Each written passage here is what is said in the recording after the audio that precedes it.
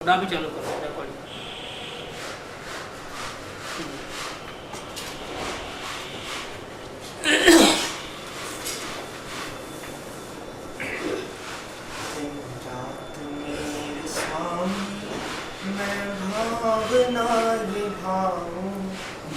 रात मेरे स्वामी मैं भावना निभाऊं, देहांत के समय में तुमको न भूल जाऊं, देहांत के समय में तुमको न भूल जाऊं। शत्रु अगर कोई हो संतुष्ट उनको कर दूं, शत्रु अगर कोई हो संतुष्ट उनको कर दूं। समता का भाव कर सबसे क्षमा कराऊं, समता का भाव कर सबसे क्षमा कराऊं।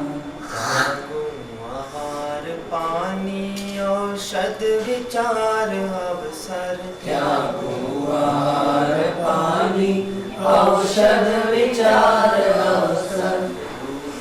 नियम कोई दृढ़ता हृदय मिलाऊं, टूटे नियम न कोई दृढ़ता हृदय मिलाऊं। जागे नहीं कषाय नहीं वेदना सतावे, जागे नहीं कषाय नहीं वेदना सतावे। तुमसे गिलो लगी हो दुर्ध्यान को भगाऊं, तुमसे गिलो लगी हो दुर्ध्यान को भगाऊं। आत्म स्वरूप अथवा आराधना विचारूं, आत्म स्वरूप आराधना विचारूं।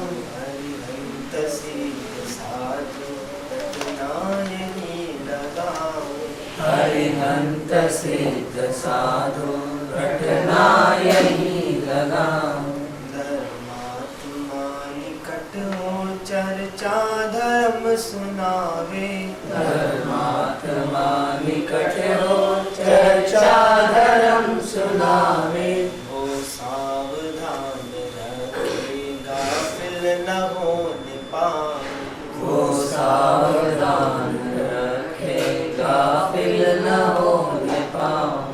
जीने की हो न वांछा मरने की हो न ख्वाहिश, जीने की हो न वांछा मरने की हो न ख्वाहिश। परिवार मित्र जन से मैं मोह को हटाऊं, परिवार मित्र जन से मैं मोह को हटाऊं।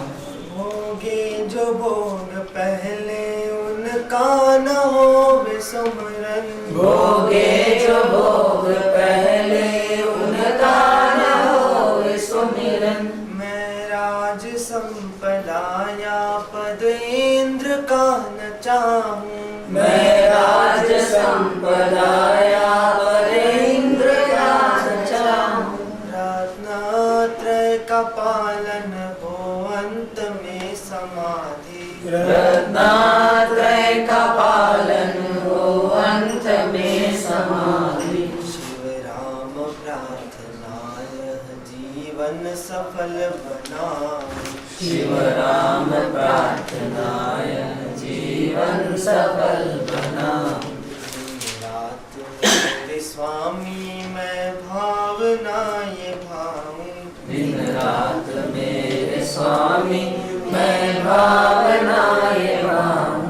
देहांत के समय में तुमको न भूल जाऊं, देहांत के समय में तुमको न भूल जाऊं। देहांत के समय में तुमको न भूल जाऊं, देहांत के समय में तुमको न भूल जाऊं।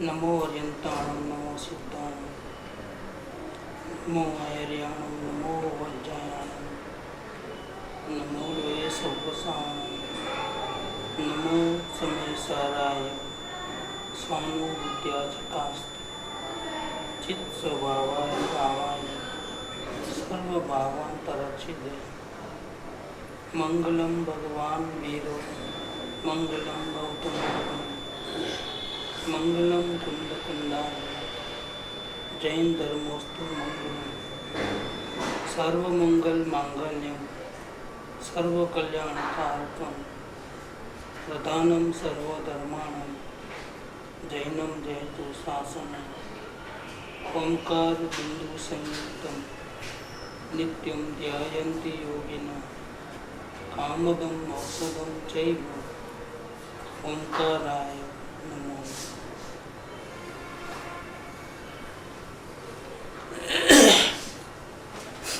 श्रीमद् राजचंद्र वचनामृत पत्रांक नंबर 108 का तीसरा लेक्चर है।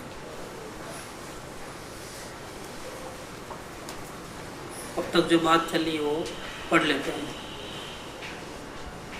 हे जीव, तू भ्रम में मत पड़, तुझे हित की बात कहता हूँ। कृपाल देव को उनकी आत्मा संबोधित करती है। ये पत्र किसी मुमुक्षु को नहीं लिखा है, ये पत्र स्वयं ने अपनी आत्मा को संबोधित करके लिखा है।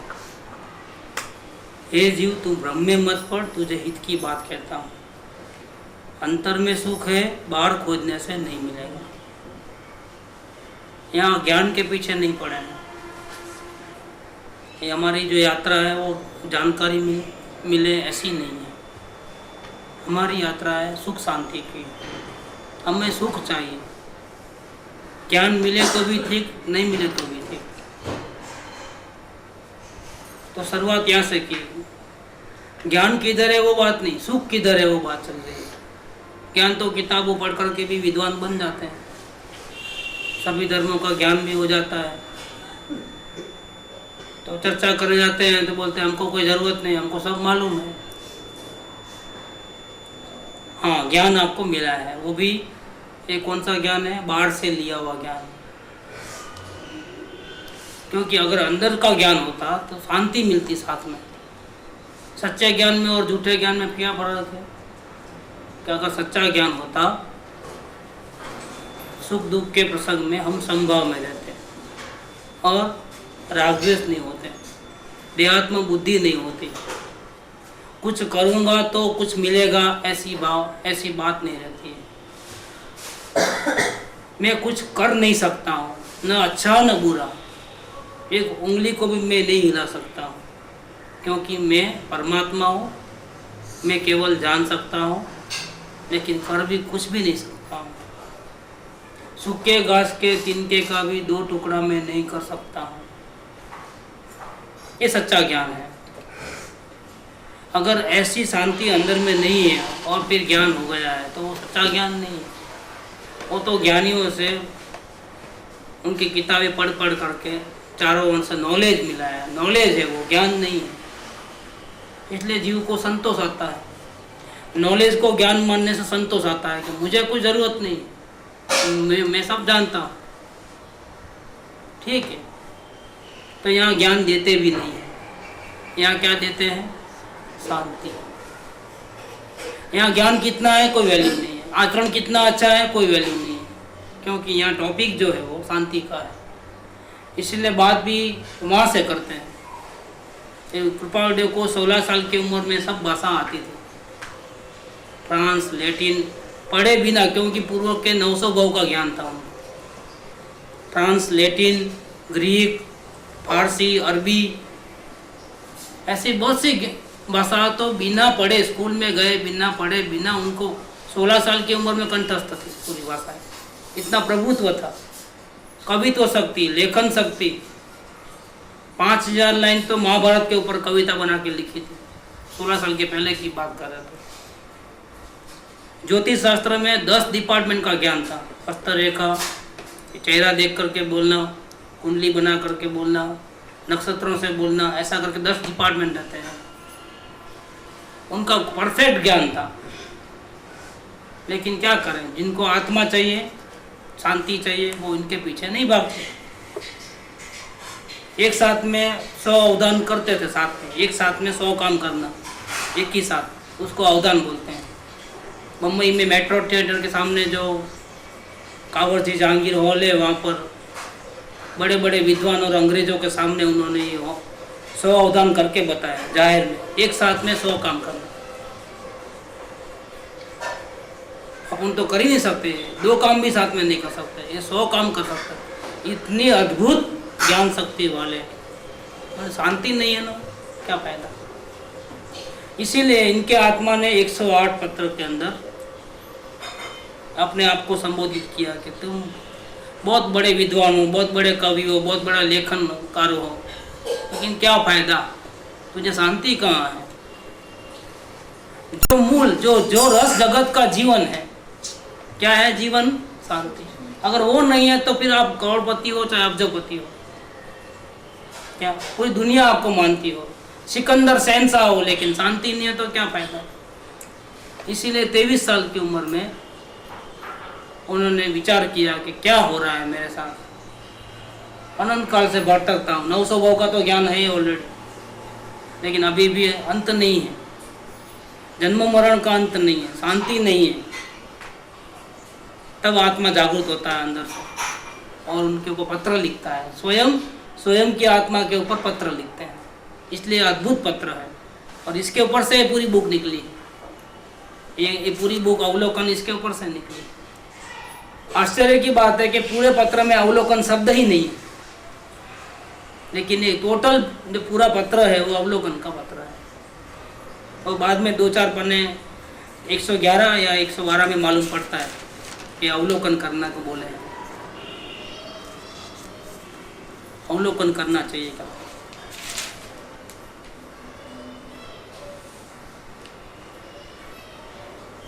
सूक्ष्म अवलोकन रखें। 112 बहुत ही सूक्ष्म अवलोकन रखें।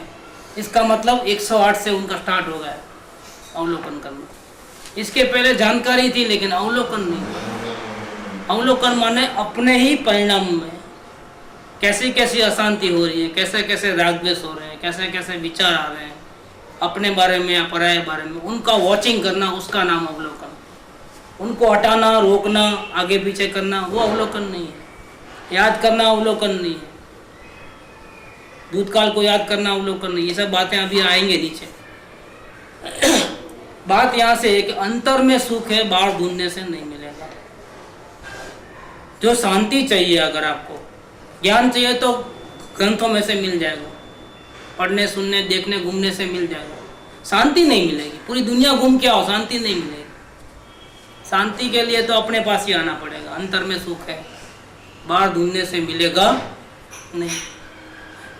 ये लेटर ये बताता है कि ज्ञान की कोई वैल्यू नहीं है और आचरण की कोई वैल्यू नहीं है, शांति की वैल्यू है।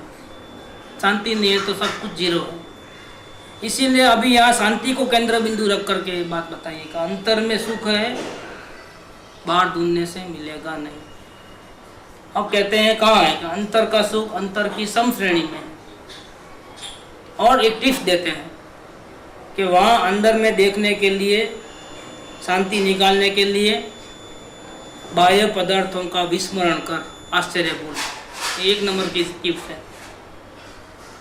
लेकिन उनको पता था कि इतना आसान नहीं है अंदर में देखना, तो दूसरा टिप देते हैं कि मालूम है समश्रेणी जानना बहुत दुर्लभ है। वजह क्या है? निमित्ताधीन वृत्ति बार बार चलित हो जाती है। इसलिए सेकंड टिप देते हैं, वृत्ति चलायमान न हो जाए, स्थिर हो जाए, अंतर में दृष्टि स्थिर हो जाए। इसीलिए अचल गंभीर उपयोग रख, ये सेकंड टिप दिया। 2, बाह्य पदार्थों का विस्मरण कर और अंदर में स्थिर होने के लिए अचल गंभीर उपयोग रख। ये 2 बातें दिया। अब कहते हैं यह क्रम यथा योग्य रूप से चलता आया तो, क्रम माने अभ्यास, प्रयोग। इस प्रकार से सीरियस होकर के, गंभीर होकर के, दोलायमान नहीं होकर के, चलायमान नहीं होकर करके, अगर बाह्य पदार्थों का विस्मरण करके अपने स्वरूप को अंदर देखने की कोशिश करोगे तो ये अभ्यास निरंतर करते आए तो तू जीवन का त्याग करता रहेगा। तेरा जो वर्तमान जीवन है, जो अशांति है, दुख है, दर्द है, तकलीफ है, टेंशन है, ढेर सारी आदि व्याधि उपाधि है, ऐसा जो तेरा दुखमय जीवन है उसका तुम त्याग करता रहेगा, करता रहेगा। मतलब क्रम एकदम नहीं, क्रम से धीरे धीरे। आज थोड़ा गुस्सा, आज थोड़ा शांत हुआ, कल और ज़्यादा शांत हो गया। ऐसे दुर्गुण जो है, दर्द है, दुर्गुण है, उपाधि है, ये धीरे धीरे धीरे धीरे अभ्यास करते करते करते करते और दुर्गुण डाउनफॉल हो और गुणों की बढ़ती हो जाएगी। एक दुर्गंधी जीवन है, दुखमय जीवन है, उसका त्याग करता रहेगा। लेकिन तुम हताश नहीं होगा, तुझे और स्फूर्ति आ जाएगी, जान में जान आ जाएगी। अब कुछ जीवन जीने का मकसद मिला मेरे हाथ में। अब तो क्या, खाओ पियो सो जाओ मर जाओ, बस ऐसा है। लेकिन अब मालूम पड़ रहा है कि मेरे में असीम ताकत है, क्योंकि मैं स्वयं परमात्मा हूँ। मैं बेकार का दुखी होता हूँ, बेकार का समय वेस्ट करता हूँ, लेकिन मेरे में बहुत ताकत है। ये थोड़ा प्रयोग करते ही, दुर्गुणों का नाश होते ही, गुणों का विकास होते ही एक जीवन जीने का एक मकसद मिल जाता है। तो निराशा खत्म हो जाती है, हताश नहीं होता है और स्फूर्ति आ जाती है, नया जीवन मिलता है। ये अवलोकन के कारण। दूसरा फायदा, निर्भय हो जाएगा। किसी प्रकार का दर्द नहीं रहेगा, निर्भयता, भय नहीं रहेगा, डर नहीं रहेगा। आईटी की रेड पड़ जाएगी तो मेरा कुछ भी नहीं बिगाड़ सकता। चोर चोरी करके जाएंगे तो कुछ नहीं, बीमारी आ जाएगी तो कुछ नहीं, अटैक आ जाएगा तो डरने की बात नहीं, क्योंकि मैं मरने वाला नहीं। देखो, निर्भय हो जाएगा, क्योंकि अंदर में मालूम है कि मेरी तिजोरी में ये अखूट शांति भरी पड़ी है, उसको कोई चोर लूट के लेके जा सकने वाला नहीं। अनंत प्रॉपर्टी है अंदर में, लेकिन इनकम टैक्स 0 है। इसको प्रॉपर्टी को टैक्स नहीं लगता है, प्रॉपर्टी टैक्स भी नहीं लगता है, आईटी भी नहीं लगता है, कुछ नहीं लगता। हिसाब किताब बताने की ज़रूरत नहीं। कंप्यूटर में तो लोग कितना भी छुपाओ, लेकिन वो लोग जान देते हैं, आते हैं सब मालूम पड़ जाता है क्या। लेकिन ये अंदर की प्रॉपर्टी को तो टच भी नहीं कर, देख भी नहीं सकते। इसके दरवाजे खुले हैं, लेकिन फिर भी कोई अंदर घुस नहीं सकता है। देखो, क्योंकि इसमें सिर्फ हमारे को अकेले को अलाउड है क्या। ये कितनी प्रॉपर्टी है अंदर में, अनंत शांति, अनंत अनंत, लेकिन किसी का अधिकार नहीं। इसमें तो मेरा ही अधिकार है। देखो, और फिर जहाँ जाए वहाँ ट्रैवलिंग को जाए, हॉस्पिटल जाए, पहाड़ में जाए, गुफा में जाए, अपनी पूरी प्रॉपर्टी साथ में लेकर के ही जाना होता है। देखो, एक ऐसी बात है, यहाँ तक कि बाथरूम में जाओ तो भी वो बाहर नहीं रहता है, अपनी प्रॉपर्टी बाथरूम में भी साथ में रहती है। सो गए तो भी वो जागरूक रहता है प्रॉपर्टी। अगर हम सो भी गए, बेभान भी हो गए ना, तो भी वो प्रॉपर्टी कैसी है, सदा जागरूक है।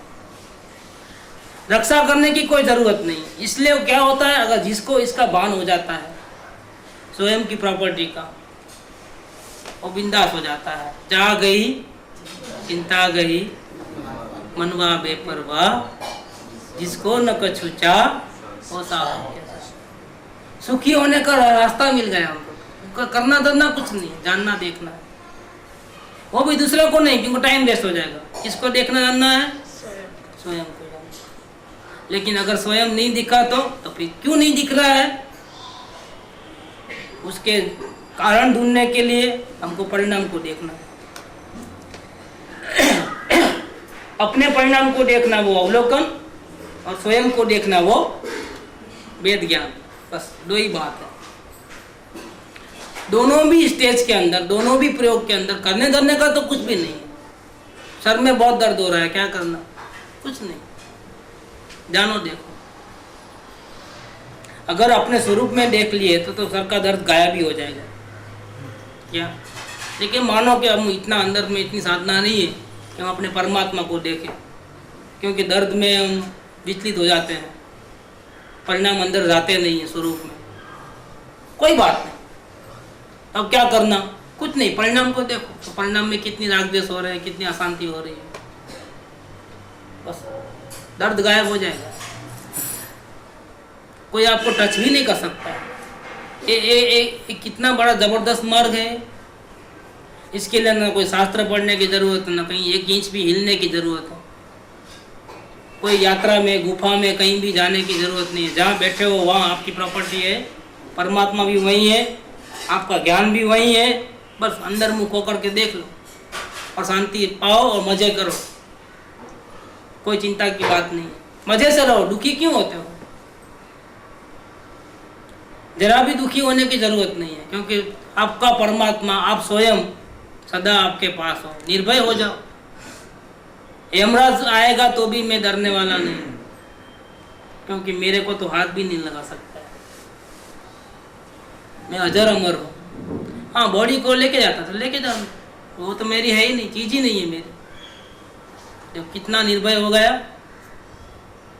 यह क्रम यथा योग्य रूप से चलता आया तो तू जीवन का त्याग करता रहेगा। जीवन किसको बोलते हैं? बर्थ एंड डेथ के बीच में, जन्म और मृत्यु के बीच में जो भी घटनाएं घट रही है उसका नाम जीवन है। ये अवलोकन करने से जीवन का त्याग कैसे होता है? अवलोकन करने से उस परमात्मा का पता चलता है जो बर्थ के पहले था, डेथ के बाद रहेगा। ये छोटी मोटी जिंदगियों का कोई असर नहीं है, और सब नाटक है। क्या है? नाटक तो ये असली थोड़ी है बात। ये जीवन अपना क्या है? नाटक है, ओनली ड्रामा। ऐसे कितने ड्रामा कर क्या है? अनंत ड्रामा। एक सनातन जिंदगी है, वो वेश बदल बदल करके कभी जानवर में, कभी नरक में, कभी स्वर्ग में, कभी मनुष्य गति में, कभी जैन में, कभी अजैन में, कभी आर्य में, कभी अनार्य में। कितने नाटक बदलता है। कभी स्त्री रूप में होता है, कभी पुरुष रूप में होता है। देखो, ये सब क्या है? ये जीवन है, वो ड्रामा है। और मैं वे ड्रामा बाहर से देखे तो ड्रामा करता हूँ, और अंदर से तो मैं अजर अमर चैतन्य तत्व। मुझे इन ड्रामा से कोई फर्क नहीं है। दुखी सुखी क्यों होना? किसके लिए होना? इसीलिए अगर तुम ये क्रम यथा योग्य रूप से चालू रखोगे, कौन सा? अंतर में सुख है उसको वहां ढूंढने के लिए, अंदर नजर करने के लिए बाह्य पदार्थों का विस्मरण करना एक, और दूसरा अचल गंभीर उपयोग रहो। सीरियस हो जा। परमात्मा को छोड़ करके ऐसा कौन सा इंपॉर्टेंट काम है कि तेरी वृत्ति बार बार बाहर जाती है, चलायमान हो जाती है? ठीक है, बाहर जाती है ना, कि कमाना पड़ता है, इतना वो करना पड़ता है, इतनी जिम्मेदारी है, ठीक है, लेकिन क्या मिलने वाला है? शांति मिलती है क्या? जो शांति बिना कमाए यहाँ बैठे बैठे अंदर में नजर करने से मिल जाए, वो तुम कमाने के बाद भी नहीं मिलेगी तुझे। क्या पूरी दुनिया को जीत लोगे ना तो भी नहीं मिलेगी? तो फिर कौन सा रास्ता अच्छा है? दुखी होना है तो कमाने को जाओ, और सुखी होना है तो सब कुछ करो। टीवी देखो, पिक्चर देखो, घूमो फिरो, हंसो बोलो गाओ, सोसाइटी में मिक्स हो जाओ, सबसे हिल मिल के बात करो, सारे गांव की फिक्र और सारे गांव की सेवा करो, महात्मा गांधी बन जाओ। कब दुखी होना है तो, और सुखी होना है तो क्या करना है? कोई उपाय नहीं है। आपको लौट के अपने घर में आना पड़ेगा। ये अजर अमर शाश्वत घर है, इसमें आना पड़ेगा। जब तक नहीं आओगे शांति नहीं मिलेगी। दुनिया ताली बजाएगी, दुनिया में नाम हो जाएगा, लेकिन शांति फिर भी नहीं मिलेगी। देखो, दुनिया के नज़र में आप भगवान कहलाओगे, सबके प्रॉब्लम आपके कारण से सॉल्व हो जाएंगे, लेकिन आपका प्रॉब्लम सॉल्व नहीं होगा। प्रॉब्लम ज्ञान नहीं है, वो नहीं है, भले अज्ञानता है। प्रॉब्लम है अशांति। अगर वो अपने को सॉल्व करना है तो दूसरा कोई अल्टरनेटिव नहीं, उसके लिए तो अपने चैतन्य घर में आना ही पड़ेगा।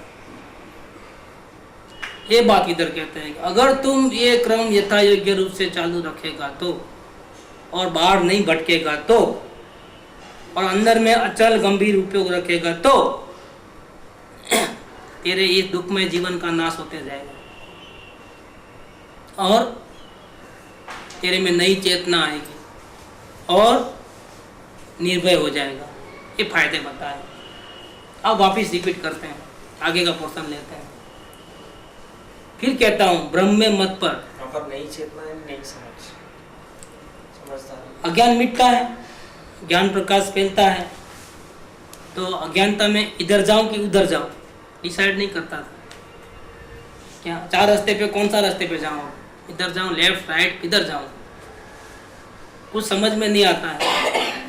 और जीवन में कई कितने प्रश्न आते हैं, ऐसे कितने मोड़ आते हैं। कभी कभी हमारी गलती होती है और हम तकलीफ में आ जाते हैं। कभी भी ऐसा प्रॉब्लम आता है कि हमारी 1% भी गलती नहीं है, 1% भी नहीं। अपने परिणाम को चेक करते हैं तो भी एक भी गलती नजर में नहीं आती है, फिर भी हम दुखी हो जाते हैं, ऐसे कारण बन जाते हैं। तब क्या करोगे? ये क्यों हुआ बताइए। इसका समाधान आपको नहीं मिलेगा। जब अवलोकन करोगे तो उसका समाधान भी आपको मिल जाएगा। तो फिर मैं क्या करूं, कहाँ जाऊं, किधर जाऊं, क्या करना है, वो सब प्रॉब्लम। तो क्या होता है, हताश नहीं हो जाएगा, क्योंकि सबका समाधान उसको मिलता है। ऐसा क्यों हो रहा है? हाँ, इसी कारण से हो रहा है। या तो अपनी गलती मालूम होगी, या अपनी गलती नहीं मालूम होगी तो दूसरा एक फैक्टर है। कौन सा फैक्टर है? पूर्व कर्म। क्या कि मैं चुपचाप बैठा था, भगवान का ध्यान कर रहा था, लेकिन इतने में कोई पत्थर आकर के गिरा। क्या कैसे? उसका समाधान क्या कि किसी को मैंने हैरान किया, वो हैरान करे तो ठीक है। अब मैं अपने आत्मा के ध्यान में हूँ, लीन हूँ, शांति से बैठा हूँ, किसी का कुछ बिगाड़ता नहीं हूँ, किसी को ऊंचे आवाज में बोलता नहीं हूँ, लेकिन पत्थर आकर के सर फोड़ दिया। अब इसका क्या कारण है ये पता चलता है। इसका वजह है पूर्व कर्म। भूतकाल में किए गए कर्मों की सजा मिल रही है। दोनों ही केस के अंदर हमारी गलती थी तब भी और नहीं है गलती तब भी, किसी और का तो अंश मात्र भी दोष नहीं है। ये समझ के चलो। जितने भी एक्सीडेंट हो रहे हैं और दर्द हो रहा है, चिंताएं हो रही हैं, भय हो रहा है, आदि व्याधि उपाधि का बोझ है, इन सब का जिम्मेदार कौन है?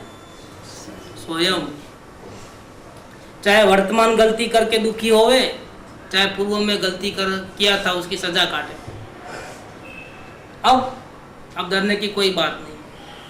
भूतकाल में किए गए कर्मों का फल तो भोगना ही पड़ेगा, लेकिन भोगने के 3 तरीके हैं। रोते रोते भोगना, दूसरा हंसते हंसते भोगना, और तीसरा समता में भोगना। अब क्या करना है? राजा बनोगे अगर भूतकाल के कर्मों के कारण, तो राजा राजी हो जाओगे, हंसते हंसते भोगोगे। और भिखारी हो जाओगे तो रोते रोते। दोनों में कर्म बांधोगे। चाहे भिखारी बनो चाहे राजा बनो, समता भाव में रहोगे तो नए कर्म नहीं बने। देखो, पूर्व कर्म सब करके आए, सबके जीवन में उथल पथल मच रही है, कोई शांति से बैठ नहीं सका है। लेकिन ज्ञानी को वो तरीका मालूम होगा कि हर हाल में मुझे क्या करना है। समता का भाव धरकर सबसे क्षमा कर रहा है। शत्रु अगर कोई हो, संतुष्ट तो उनको कर दो, चाहे वो कर्म राजा हो, चाहे सामने कोई दिखाई दे। भाई तुझे क्या चाहिए लेके जा, क्योंकि जो तुझे चाहिए वो मुझे नहीं चाहिए। क्या? जो तुझे चाहिए वो मुझे नहीं चाहिए, क्योंकि मेरा तो कुछ बिगड़ने वाला नहीं। मेरी प्रॉपर्टी को तो तुम हाथ भी नहीं लगा सकेगा। और जो तुझे चाहिए उसका मुझे भी काम नहीं, लेके जा। तो शत्रु अगर कोई हो तो हंसते हंसते दे दो।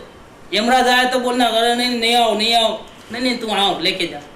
क्या चाहिए? बड़ी लेके जा, जान छूटे, नए कपड़े मिलेंगे। शत्रु अगर कोई हो, संतुष्ट उनको कर दूं, क्योंकि मेरा तो कुछ बिगड़ने वाला ही नहीं है। मेरे अनंत गुण में से एक गुण को भी तुम छू के दिखा दे, जल जाएगा। यह अंदर में कितना मालूम है? वेदन का करंट है सर, कितने वोल्ट का होगा वो? यमराज तो मर जाए अगर हाथ लगा दे, यमराज मर जाएगा। इसको हाथ लगाएगा क्या? वो बाउंड्री है, जैसा नहीं जेल के साइड में पूरा इलेक्ट्रिक करंट लगाते हैं। जब ये भारत पाकिस्तान बॉर्डर के ऊपर फेंसिंग कर रहे हैं ना, तो इलेक्ट्रिक करंट होगा वहाँ। वो आया, वो मैं गया, छुआ वो मर गया। ये हमारे को छुआ अगर यमरा तो वो मर जाएगा, हम नहीं मरेंगे। हम तो, हमारा तो कोई बाल ही बांका नहीं होने वाला है। ये राम राखे तेने कौन सा देख, इसीलिए हमको कुछ करना नहीं है। राम राखे तेम रहिए, उद्धव जी राम राखे तेम रहिए। हमको क्या करना है? परम पिता परमेश्वर हमारी संभाल रखता है, फिर हम क्यों मगजमारी करें? ध्यान रखो, ध्यान रखो, क्या सर ध्यान रखे? क्या का ध्यान रखे? क्या होने वाला है?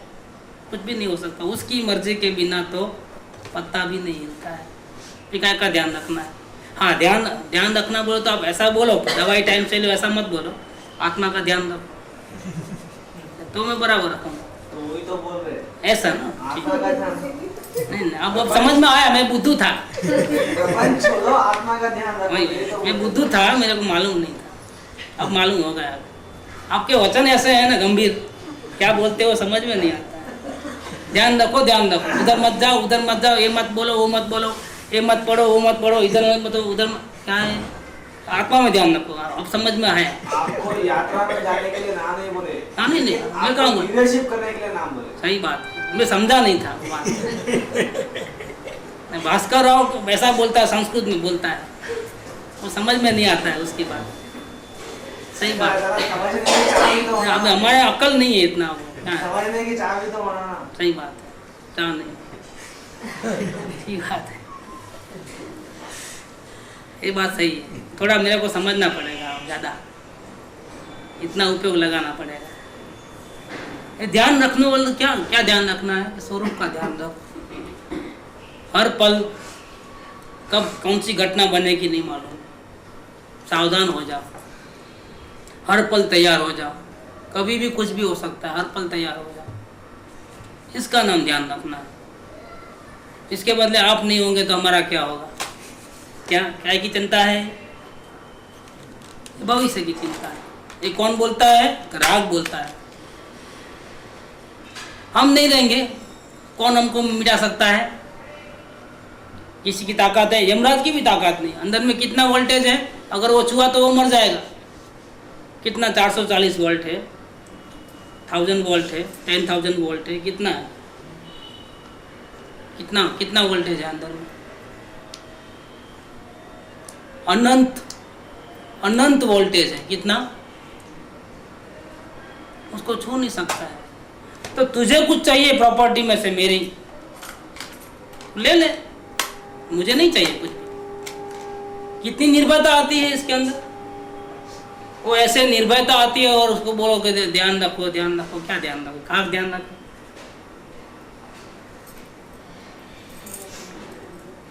अंदर से जो निर्भयता आई है वो क्या को करेगा किसी से? क्या बिगड़ने वाला है? तो तुझे जो कुछ भी चाहिए तो लेके जा। शत्रु अगर कोई हो संतुष्ट उनको कर दूं, समता का भाव धरकर सबसे क्षमा कराओ। मेरा कोई वैरी ही नहीं है। मैंने गलती की और उसकी सजा मिले तो भी मेरा कोई वैरी नहीं है। गलती नहीं की और सजा मिलती है तो भूतकाल में गलती की थी उसका फल है। मेरा कोई दुश्मन नहीं है। क्या? मेरी गलती नहीं होने पर भी मुझे तकलीफ देने वाला मेरा दुश्मन नहीं है। अब क्या हो गया? बाहर दृष्टि खत्म हो गई। जो भी काम करना है अंदर में करना है। और उसके लिए सबसे बेस्ट क्या है? डिफेंस मिनिस्ट्री में कौन है? समता भाव। और समुद्री के लिए क्या करना है? समृद्धि अंदर की। ये तो बॉर्डर संभालेगा कौन? समता भाव। और अंदर में समृद्धि करना है तो अवलोकन और वेद। बस इतना ही काम है। अपने घर से बाहर निकलने की जरूरत नहीं है। या फिर वेदज्ञान में द्रव्य को देखो, परमात्मा को। अगर वहाँ नहीं रह सकते, उपयोग बाहर आ गया, नेक्स्ट सेकंड अल्टरनेटिव क्या है?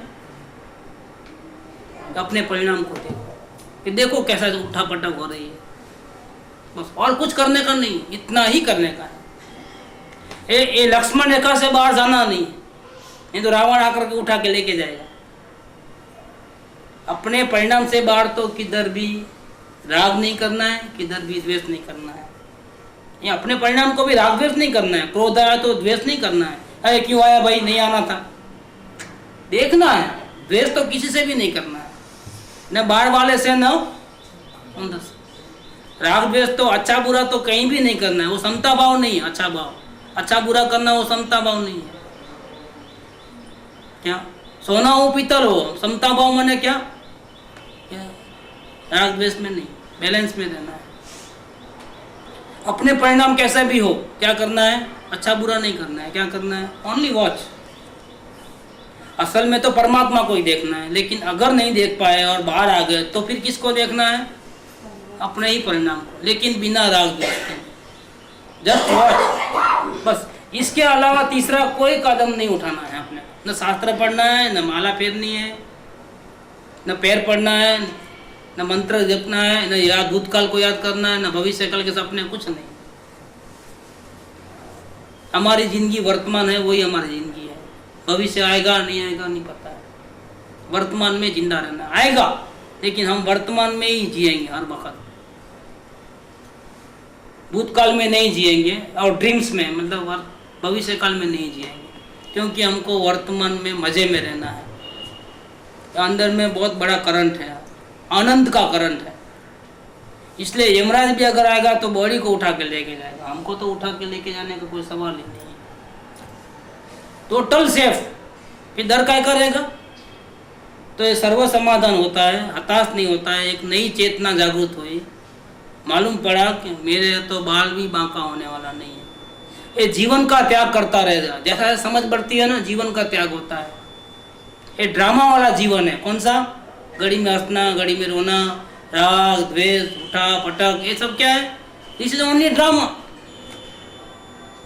क्योंकि बर्थ के पहले भी हम कहीं थे और डेथ के बाद भी हम कहीं होंगे। वो हमारा शाश्वत जीवन है, और ये जो जीवन है वो टेम्परवरी है। शाश्वत जीवन में कोई अशांति नहीं है। वहाँ शांति शांति शांति शांति शांति। वहाँ अपवित्रता नहीं है, वहाँ दोष नहीं है, निर्दोषता है। वहाँ कोई रोग शोक नहीं है, वहाँ निरोगता है। क्या? वहाँ कोई प्रॉब्लम नहीं है। एज धर्मती मोक्ष छे, तू छो मोक्ष स्वरूप, अनंत अव्या बाद तू। और एक लाइन है, तू छो मोक्ष स्वरूप। ये बंधन में नहीं आया है। परमात्मा बंधन में आ ही नहीं सकता है। परमात्मा जो शाश्वत है, छोटी मोटी 50-100 साल की जिंदगी में आ ही नहीं सकता है। वो अजर अमर है, इसीलिए उसका तो बाल भी बांका नहीं होता है। ये समझना है।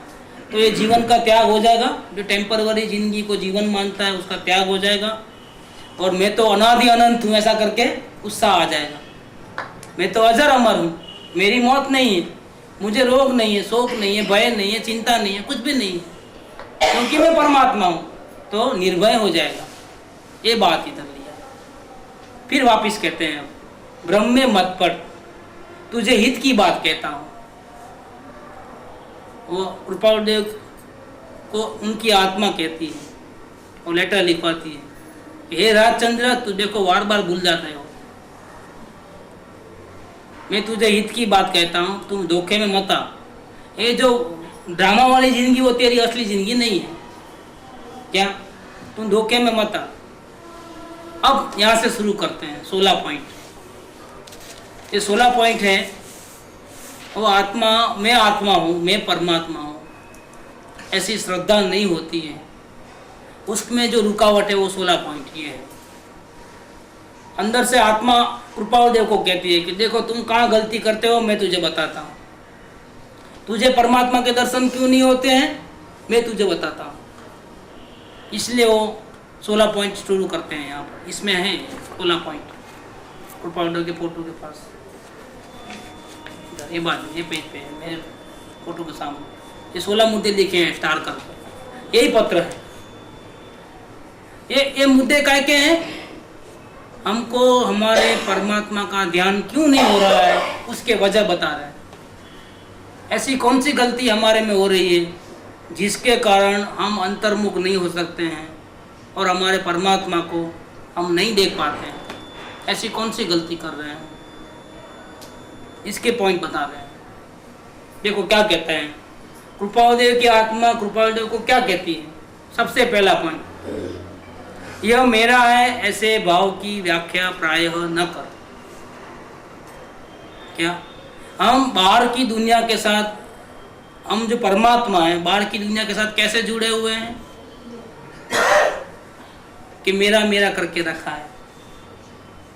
ये बाहर की दुनिया है, पूरा वर्ल्ड है क्या, जड़ चेतन पदार्थों से भरा पड़ा, उसमें हम जुड़ गए हैं अपने को भूल करके। कैसे कि इनमें से कुछ पदार्थ हैं जिनको हम लेबल लगाते हैं। क्या लेबल लगाया है, मेरा। कुछ पदार्थ ऐसे हैं जिनको हमने लेबल लगाया है तेरा। इसका मतलब क्या, मेरा नहीं। समझ में आ रहा है ना? दो पॉइंट। तो शुरुआत की दो गलती ले लो अब यहाँ पर। यह मेरा है ऐसे भाव की व्याख्या प्रायः न कर। और दूसरा पॉइंट, यह उसका है ऐसा न मान बैठ। अब ये घर में एंटर हुआ, ये मेरा घर और वो उसका। देखो दुनिया के जितने ही पदार्थ होंगे उसमें से हमने दो डिवीजन कर दिया है। कुछ को हम अपना मान लेते हैं और कुछ को अपना नहीं है ऐसा मानते हैं। अपना मानते हैं तो भी हम अपने को भूल जाते हैं, और उसका मानते हैं तब भी हमारी नज़र कहाँ रहती है, वो पदार्थ के ऊपर रहती है जो अपने में नहीं है, अपने से बाहर है। अब अपने से जो बाहर है उसको अपना कहो तो भी नज़र बाहर है, तब भी हम परमात्मा को भूल रहे हैं।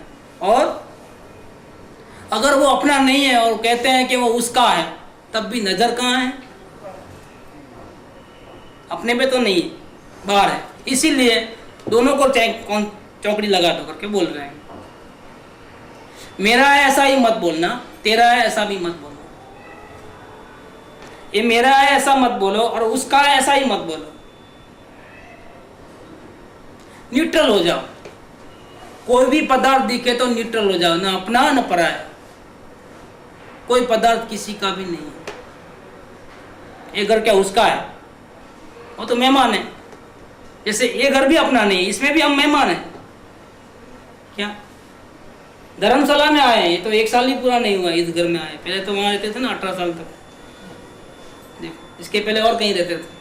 ये क्या है, ये इस लाइफ के धर्मशाला है और ये लाइफ खुद ही धर्मशाला है। पहले हम जानवर में होंगे, फिर नरक में गए होंगे, फिर स्वर्ग में गए होंगे।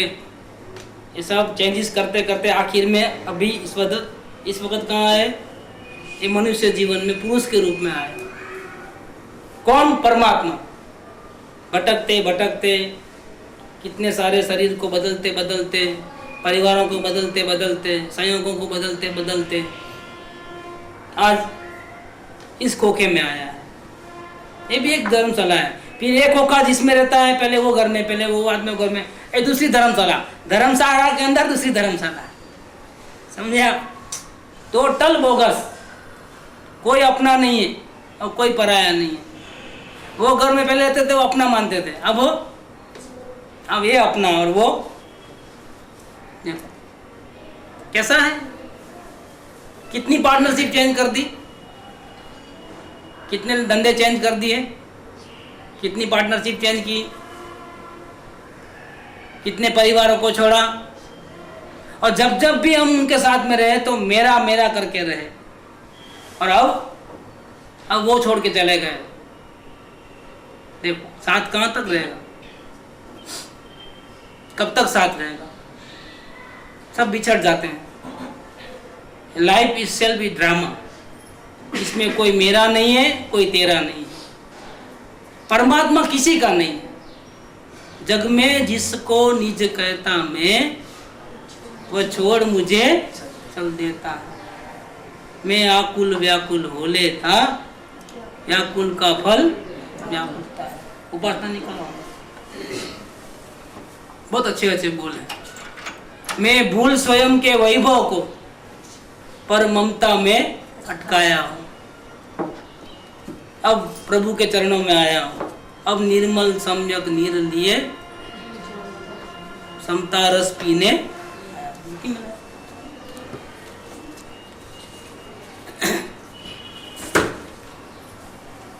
क्या कर मैं भूल स्वयं निज वैभव को पर ममता में अटकाया हूँ। अब निर्मल सम्यक नीर लिए मिथ्या मल धोने आया हूँ। और एक बात, अच्छी बातें हैं इसमें।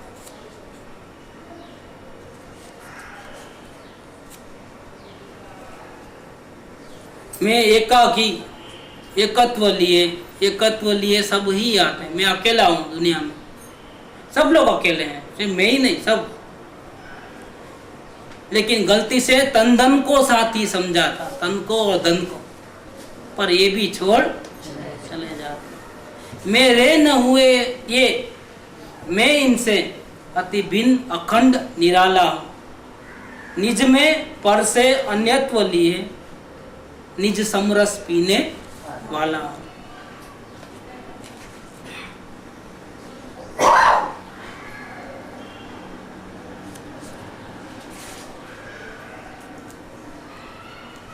जग में न किसी को मैं था, ये आया इसमें। जग में जिसको निज कहता मैं, वह छोड़ मुझे चल देता है। मैं आकुल व्याकुल हो लेता, व्याकुल का फल व्याकुलता है। अगर अंदर में ध्यान लगाना है, परमात्मा को मिलना है, तो सबसे पहली शर्त, किसी को अपना मत मानो और किसी को पराया मत मानो। अपना मानोगे तो भी नजर बार, पराया मानोगे उस मेरा नहीं उसका है तो भी नजर बार। क्या ये मेरा तेरा छोड़ दो। अब देखो दिन भर में हम क्या करते हैं, परमात्मा पे नजर नहीं रख करके दिन भर में क्या करते हैं। मेरा ब्रश किधर, मेरा तेरा होगा ना, सुबह से ही ब्रश है। आपका ऐसा है और मेरा ऐसा है, स्क्वायर है, हो गई वहां से शुरू रामायण। मेरे कपड़े, मेरे चश्मे, मेरी डायरी, कितना है आप देखना। दिन भर के जहाँ लक्ष्य कहाँ कहाँ जाता है हमारा। दिन भर में परमात्मा को भूल करके कहाँ कहाँ मेरा मेरा मेरा किया है, चेक। ये गलती है। डायरी याद आई, ब्रश याद आया, चाय याद आई, कपड़े याद आए, साबुन याद आया, क्या ये मेरा बाथरूम, उसमें कोई नहीं जाना। देखो यहाँ भी मेरा पन, देखो ये मेरी चप्पल। सब जगह मैं मेरा मेरा मेरा आता है, लेकिन मैं भगवान आत्मा जानने देखने वाला नहीं। क्यों? एक साथ में दो काम नहीं कर सकते। जब आप ब्रश को पकड़ते हो तो इधर नहीं पकड़ सकते। इधर पकड़ोगे तो ब्रश शायद भूल जाओगे, ब्रश करना भी भूल जाओगे। क्या इसमें अगर रम जाओगे अंदर में, तो कभी ऐसे भी दिन आएंगे कि जब आप ब्रश भी नहीं कर पाओगे, भूल जाओगे, और सोचोगे तो भी पता नहीं चलेगा कि किया है कि नहीं किया है।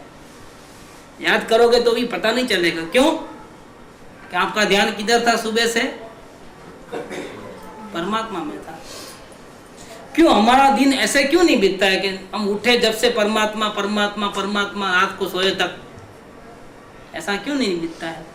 ये मेरे तेरे में कहाँ जंगल में खो गए हम? देख, इन अपने को देखना है तो क्या करना है कि मेरे में कहीं, मेरे के जंगल में कहीं फंसना नहीं। मैं कौन? तो मैं परमात्मा, मैं परमात्मा, मैं जानने देखने वाला। ब्रश करने वाला तो देवचंद भाई, क्या चाय पीने वाला देवचंद भाई। अगर रात को कोई उनको उठा के पूछे तुम्हारा नाम क्या है तो क्या बोलेंगे? हम वही बोलना है, मंथन ऐसा क्या तो नहीं बोले कि मैं परमात्मा, नहीं। लेकिन तभी भी पता तो है, जानता तो है, लेकिन वो सब कॉन्शियस माइंड में। अगर सब कॉन्शियस माइंड में जो पता है वो अगर ऊपर के लेवल में आ जाए तो क्या हो जाए? तो परमात्मा बनने में देर नहीं लगेगी। अंदर क्यों रखे हो खजाने को? बाहर निकालो ना। दुखी क्यों होते हो बेकार के? जो खजाने का पता लग गया है तो भीख क्यों मांगते हो? नहीं मेरे बैंक में करोड़ रुपए पड़े हैं। अच्छा साग भाजी लेने जाओ, चेक लेके जाना, क्या करेगा? 10 रुपए की साग भाजी मिलेगी? नहीं, मेरा बैंक बैलेंस देखो, करोड़ रुपया। और इम्पाला गाड़ी में उतरो नीचे, 10 रुपये का कोथमीर देना, निकालो पैसा, नहीं चेक देता हूँ, क्या बोलेगा? कल आना, क्या बोलते हैं? क्या कि करोड़ रुपया पड़े हैं ना बैंक में, तो मालूम है हम परमात्मा है, लेकिन लोगों को समझ में नहीं आएगा ना। अगर मैं बोलूँगा मैं परमात्मा हूँ तो वो पूछेंगे तुम्हारा नाम क्या, तो हम क्या बोलना, तो हमको बोलना ही पड़ेगा मंथन। फादर का नाम क्या, देवचंद भाई, बोलना ही पड़ेगा, क्या करें? हमको मालूम है कि हम परमात्मा है, क्या फायदा परमात्मा है तो? अगर आपने बैंक वाले को बोला आपका नाम क्या है, तो परमात्मा, आपके फादर का नाम क्या है, परमात्मा, तो क्या होगा मालूम है? क्या होगा? वो तो म्याऊं वाली बात हो गई। जो भी आया तो क्या बोलना, म्याऊं। फायदा कितना होगा मालूम है? इसको कितना फायदा होगा? This is practical. इसका फायदा क्या होगा? आप संसार के किसी भी रंग में नहीं रंगे जाओगे। देखो कितना सरल है ये बात, इतनी बात है। अगर आप मंथन बोलते हो, मानते हो परमात्मा और बोलते हो मंथन, ये जो दूरी है ना, यही प्रूव करता है कि अभी आपको इस भाव में मोक्ष नहीं है, अभी आपको थोड़ा टाइम लगेगा। जिस दिन ये दूरी मिटेगी ना, अंदर की और बाहर की, तब समझना कि अभी आप इसी भाव में परमात्मा बन जाओगे। ये पुष्प सुकोमल कितना है, तन में माया कुछ शेष नहीं, निज अंतर का प्रभु भेद कहूं, जिसमें रुजुता का, रुजुता माने सरलता, अंदर में जैसा है मानते हैं वैसा ही बाहर में बोलना, ऐसा ही आचरण करना। सम्यक दर्शन में परमात्मा हूँ ऐसा मानना, सम्यक ज्ञान बोलने में भी समझने में भी ऐसा ही आना, मैं परमात्मा हूँ। और सम्यक चारित्र कि जहाँ भी बाहर में कांटेक्ट हुआ तो एक ही बात निकले, रोम रोम से निकले प्रभुवर। सम्यक दर्शन, सम्यक ज्ञान, सम्यक चारित्र, ये तीनों जब एक हो जाएंगे ना, तब आप उसी वो में मोक्ष जाओगे। ये दूरी है अंदर की और बाहर की। और तिजोरी भरी पड़ी है, लेकिन क्या करोगे तिजोरी? दंसन मूलो दमो, मैं परमात्मा हूँ ऐसा भान है, श्रद्धा है, दंसन मूलो दमो, लेकिन उससे कोई मुक्ति नहीं है। मुक्ति कब है? चारित्र खलु दमो, मुक्ति तो चारित्र से होगी। चारित्र माने क्या? कि जैसा हमने अपने अंदर में अपने को परमात्मा माना, ऐसा जाना, ऐसा ही बाहर में हर व्यवहार में ऐसा ही रहे। बादशाह बन के रहे, दुखी होकर के भिखारी बन करके नहीं रहे। नहीं चाहिए हमको वस्त्र भी नहीं चाहिए, कलम नहीं चाहिए, चश्मा नहीं चाहिए, चप्पल नहीं चाहिए, रहने के लिए पथारी, घर, कुछ नहीं चाहिए, क्योंकि हम परमात्मा हैं। तब समझना कि हमारे मुक्ति के दिन अब आ गए नजीक, क्योंकि चारित्र खलु दम्मो है। जब तक अंदर की और बाहर में जो डिफरेंसेस ज्यादा है, बस उतनी देर ज्यादा लगेगी। ये बात तो गुरुदेव को पूछा कि आप तो मजे में बहुत मजा खा रहे हो, अंदर में घड़ी घड़ी आत्मा का दर्शन करके मजे ले रहे हो। गुरुदेव ने क्या बोला? जलते क्यों हो? तुम भी तुम्हारा डब्बा खोलो और खाओ, तुम्हारे पास भी खाजा मजा है सब। क्या देखो, सबके पास नहीं है क्या ऐसा ही? सबके पास तिजोरी भरपूर है। दुखी होते हैं, सर पे पत्थर मार के, तो हम क्या करें? क्या बाकी सबके पास है, परमात्मा सब ही है। जो परमात्मा को जानते हैं, अनुभव करते हैं, वो भी परमात्मा है। और जो नहीं जानते हैं, अनुभव नहीं करते हैं, वो क्या है? भिखारी है, वो भी परमात्मा है। ये सदगुरु की नजर ही ऐसी है कि वो बाहर में नहीं देखते हैं, बाहर के वेश को, कलर को नहीं देखते हैं, बॉडी को नहीं देखते हैं, अंदर में परिणामों को, राग द्वेष को नहीं देखते हैं, अंधेरा है कि प्रकाश है वो नहीं देखते हैं। सीधी नजर कहाँ जाती है? मूल स्वभाव के ऊपर नजर जाती है। और मूल स्वभाव को देखो तो न कोई छोटा है न बड़ा है, क्योंकि सब अनंत, अनादि अनंत आयुष्य वाले हैं। और न कोई रागी है न कोई द्वेषी है। क्यों? वो तो अवस्था में है। न कोई अज्ञानी है, क्योंकि सभी ज्ञान के पिंड है। अज्ञानता तो एक समय की अवस्था में है। सबको कैसा दिखता है? सदगुरु को कैसे लिखते हैं सब लोग? कोई छोटा नहीं, कोई बड़ा नहीं, कोई स्त्री नहीं, कोई पुरुष नहीं, कोई बालक नहीं, कोई जवान नहीं, कोई वृद्ध नहीं, कोई अज्ञानी नहीं, कोई ज्ञानी नहीं, कोई रागी नहीं, कोई द्वेषी नहीं। शुद्ध बुद्ध चैतन्य घन दिखते हैं। ये उनकी स्वभाव दृष्टि है, जो खुद मजे में है। और उनकी मजा को देखकर अगर हम भी ऐसा करेंगे तो हम भी मजे में हो जाएंगे। ये चैतन्य दृष्टि। सदगुरु को मिलने का फायदा क्या? कि जैसी चैतन्य दृष्टि उनमें है, जैसी परमात्मा को देखने की कला उनको हासिल है, अगर वैसी कला हमको मिल जाए तो फिर हम कभी दुखी हो सकते नहीं। ग्रंथों में पढ़ोगे लेकिन वो दृष्टि नहीं आएगी। लाइव देखोगे ना एग्जाम्पल, तो समझ में आ जाएगा। उनकी चाल दाल से मालूम पड़ जाएगा कि जिंदा जागते परमात्मा है, लाइव परमात्मा है। बॉडी को गौण कर देना, वचन को गौण कर देना, काया को गौण कर देना, और अंदर में चैतन्य को देखना, तो वहाँ न तेरा है न मेरा है, सब मेरे जैसे भगवान आत्मा है। समदृष्टि है। रे आत्म तारो शीघ्र इन्हें ओळखो, सर्वात्म मां समदृष्टि दो, आ वचन ने हृदय लखो। इसको बोलते हैं समदृष्टि, इसको बोलते हैं वितराग दृष्टि। इसलिए अपने मंडल का नाम भी वितराग सत्संग मंडल है। किसी पे न राग न किसी पे द्वेष। मित्रों के ऊपर राग नहीं और दुश्मनों के प्रति द्वेष नहीं। जैन के ऊपर राग नहीं और अजैन के ऊपर द्वेष नहीं। कैसी बात है? वितराग सत्संग मंडल। यहाँ बोर्ड नहीं लगा है जैनों को आना, ऐसा बोर्ड नहीं लगाया है। जो आत्मा है और जिसको शांति चाहिए, ज्ञान नहीं, शांति। क्या? जिसको क्रियाकांड करना है वो भले ही नहीं आ रहा, जिसको ज्ञान चाहिए वो भले ही नहीं आ रहा, लेकिन जिसको शांति चाहिए, चाहे वो जैन हो, अजैन हो, बालक हो, वृद्ध हो, जवान हो, कोई भी हो, मुसलमान क्यों ना हो, दरवाजे खुले हैं, क्योंकि ये वितराग सत्संग मंडल है। यहाँ वितरागता की बात है, क्योंकि वितरागता ही शांति का उपाय है।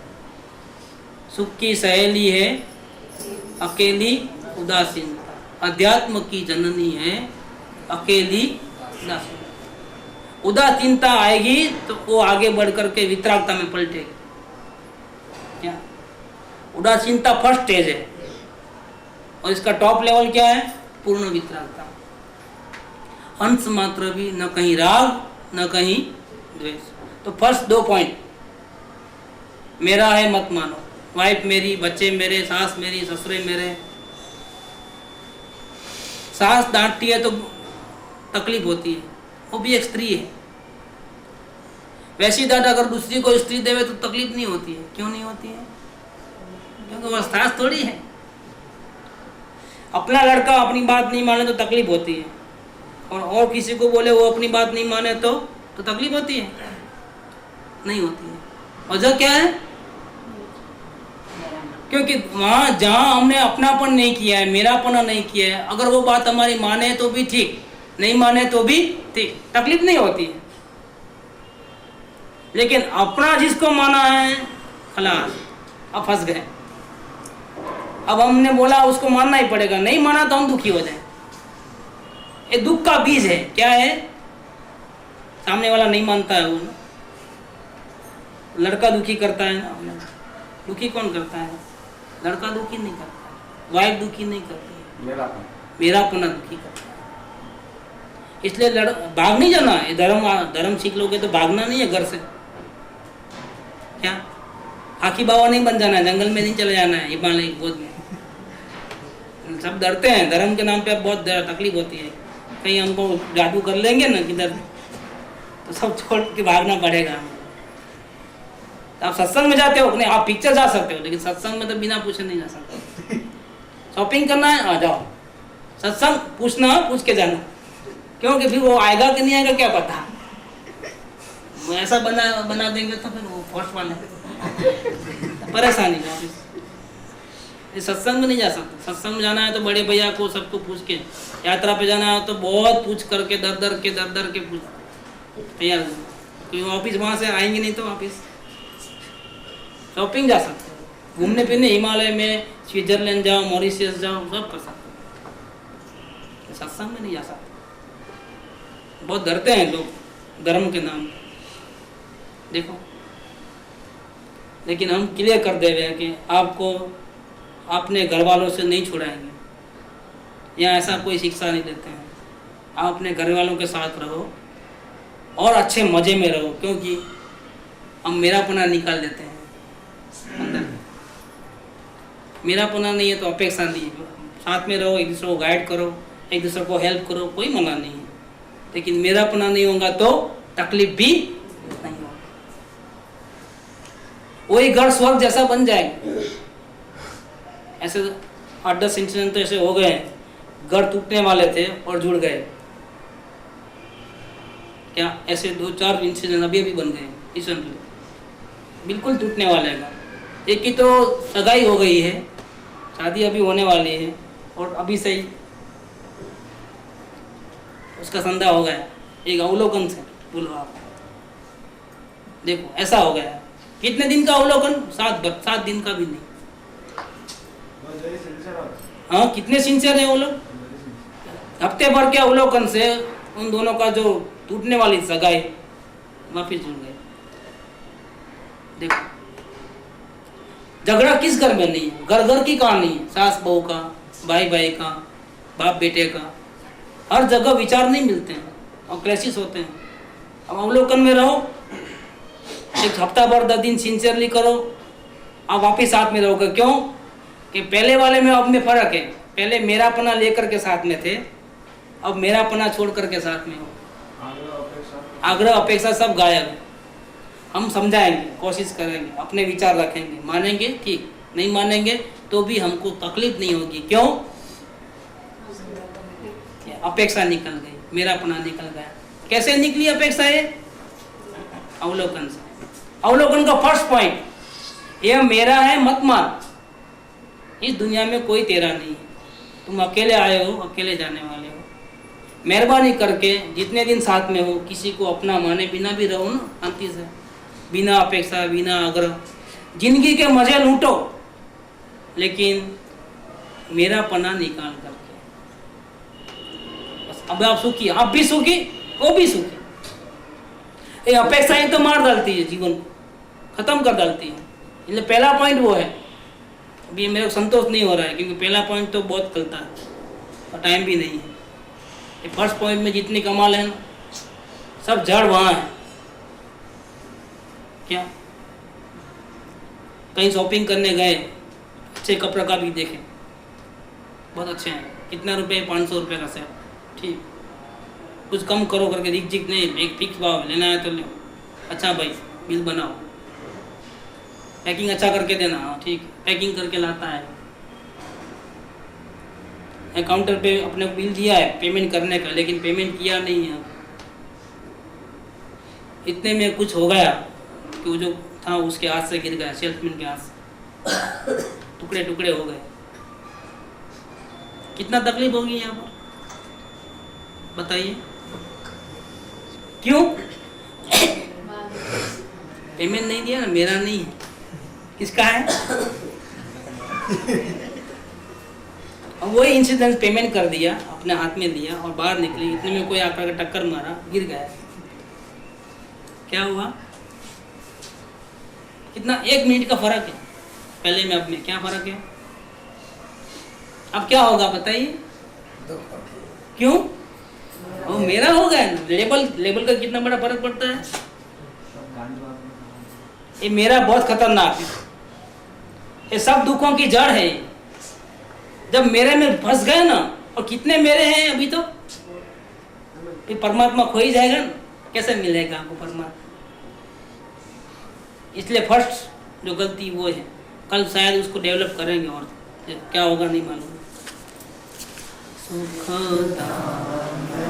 अनंत सुशांत चरी दिन रात रहे तद ध्यान पर शांति अनंत सुधामय जे प्रणमो पद ते तेज